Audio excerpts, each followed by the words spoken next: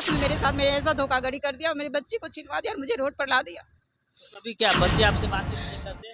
जी नहीं, बात करना चाहता है, वो माँ बाप दोनों को एक्सेप्ट कर, मुझे गलत लांछन लगा के मुझे डिवोर्स फाइल अपने बेटे से करवा दी अच्छा, है। आपको भी? जी हाँ। तो अभी आप क्या जब इतना कितने सालों से अलग है आप पति से?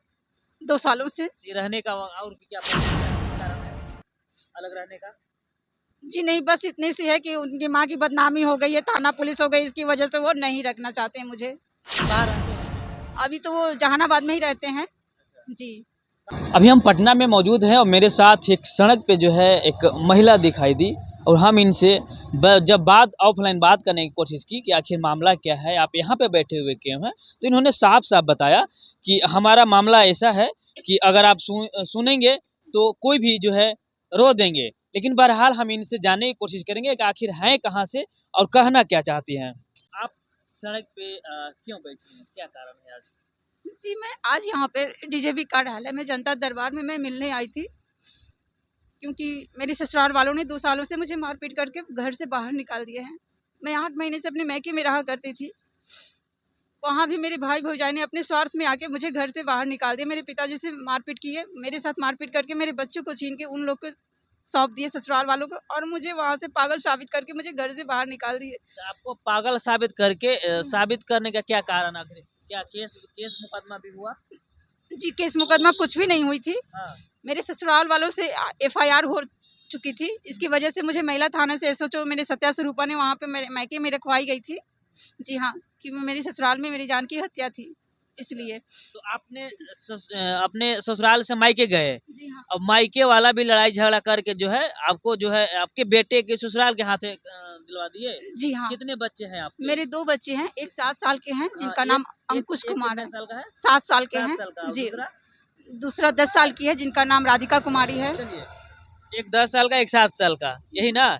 चलिए, और मान लिया जाए बच्चे जब इतने साल के बड़े हो गए, तो जब पापा के पास जा रहे थे, तो आपसे क्या बात-वूत किए बच्चे की नहीं? जी नहीं, मुझे ना गर्दनीबाग महिला थाने से मेरे बच्चे को छीनी गई। जी, महिला गर्दनीबाग? जी हाँ। अच्छा, अच्छा। मैंने एफआईआर दर्ज करे मेरे पालीगंज थाने पे गई। वहाँ भाई ने मेरे थाने पर जाके कैमरे के साइड में कुछ पैसे-वैसे दिए, कुछ बातचीत की है। मेरे बेटे ने भी देखा, जो बच्चा था मेरा, और मैंने भी देखा था। जी, तब से वो थाना वाला मिलीभगत बन के मेरी कोई एफआईआर दर्ज नहीं की और वहाँ से मुझे भगा दिया गया, डाँट फटकार करके, अवैध व्यवहार करके। तब मैं जी हाँ। अच्छा, तो ये पूरा जो मामला है, आपका मायके कहाँ है और ससुराल कहाँ है? जी, बता दीजिए। मायका मेरा पटना जिला में पालीगंज है, ग्राम खपुरा। अच्छा, जी। और ये ससुराल कहाँ है आपका? ससुराल मेरा ग्राम चंदरिया हुआ, जहानाबाद जिले में परसबीघा थाना क्षेत्र, लड़सा पंचायत। जी। आप जिसके लिए आप ये लड़ाई लड़ रहे हैं, जो आप डीजीपी से जो मिलने आए हैं, तो किस कारण मतलब आए थे? मतलब किस संबंध में आए थे? मैं इसलिए आई थी, मैं अपने बच्चे और अपने अधिकार के लिए आई थी, क्योंकि वो लोग मुझे अपने घर में, अधिकार किससे चाहते हैं आप? मैं अपने ससुराल वालों से चाहती हूँ। ससुराल वाले? जी हाँ। अच्छा, ये नाम क्या है आपका पति का? प्रिय रंजन कुमार नाम है। और ससुर का? ससुर का अशोक शर्मा हुआ। और ये सास का? सास मेरी शारदा देवी हैं। शारदा देवी। जी। चलिए, तो ये जो लड़ाई झगड़ा का जो नौबत आई, ये क्यों उत्पन्न हुई? ये क्या कारण ये क्या है? इसीलिए आई कि मेरी 2010 में शादी हुई थी। तिलक जहेज सब कुछ, सारे कुछ गहने जेवर मिल गए थे। सिर्फ गौनी का सामान मेरे पिताजी मतलब बेरोजगार थे, 8 साल तक नहीं दे पाए, क्योंकि उस पे भाई भौजाई दबाव करते थे, वो लोग पैसे नहीं देते थे। मेरी सरकारी भाई नौकरी करते हैं, फिर भी वो लोग मेरे पिताजी को देख-रेख नहीं करते थे। जी, जिसकी वजह से वो नहीं दे पाए। तो इसीलिए मुझे मेरी सास मारपीट मुझे गाँव वालों के सामने बुरी तरह से करते थे, बहुत ही अत्याचारी करते थे। ये सब पति चुपचाप तमाशा ही देखते थे, पर वो मुझे छुड़ाने तक नहीं आते थे और कुछ नहीं बोलते थे। तो क्या लगता है आपको पति चाहते ही नहीं है?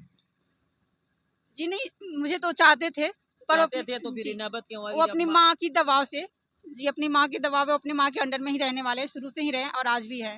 अच्छा, उनका कहना है कि मेरी माँ गलत हो या सही, मैं उसी का साथ दूँगा, उसकी वजह से मैं तुम्हें छोड़ दूँगा, ऐसे। मतलब गलत हो या सही है क्या है? जी, जी ये हाँ। क्या बोलना चाहती हैं आप? गलत ये है कि वो अपने गोतिये के साथ अपने संबंध घर में बुला के दिन दहाड़े किया करती थी। कौन? मेरी सास जो हैं। आपकी सासू माँ? जी हाँ।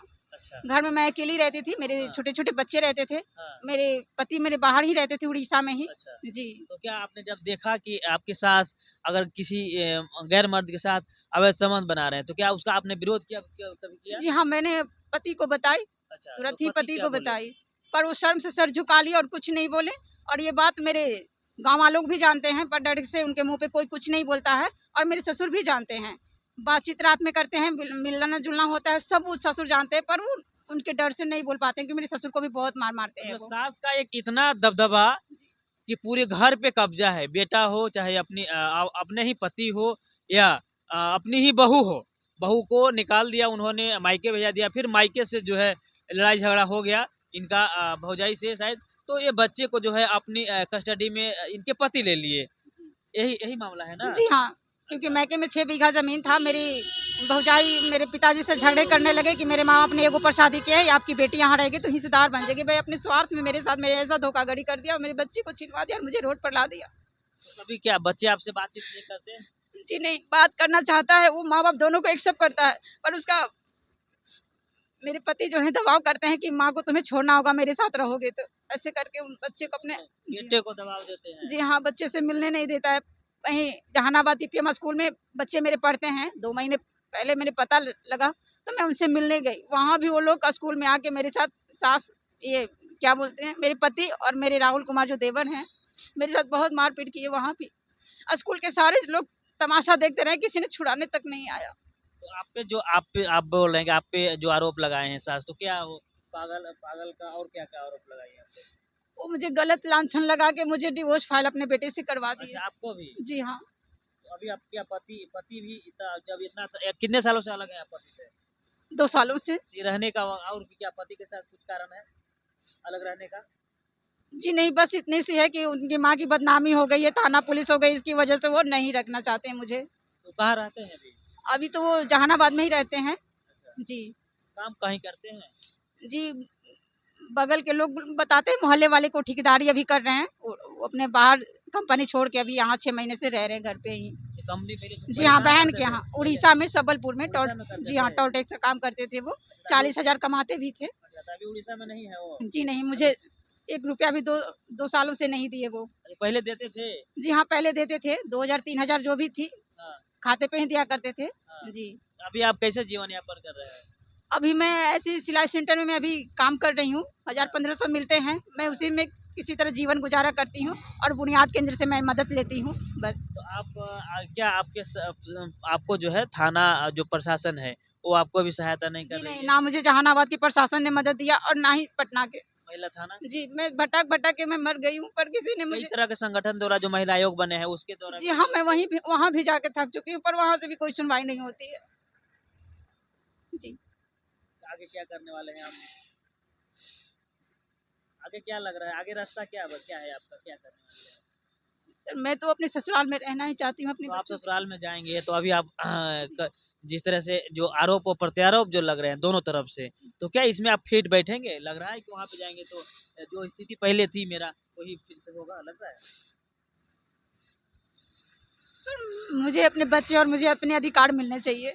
जी, वो नहीं रखेंगे तो मुझे अधिकार तो देंगे, मेरे बच्चे तो देंगे वो, मैं जिसके सहारे में अपना जीवन यापन कर सकूँ।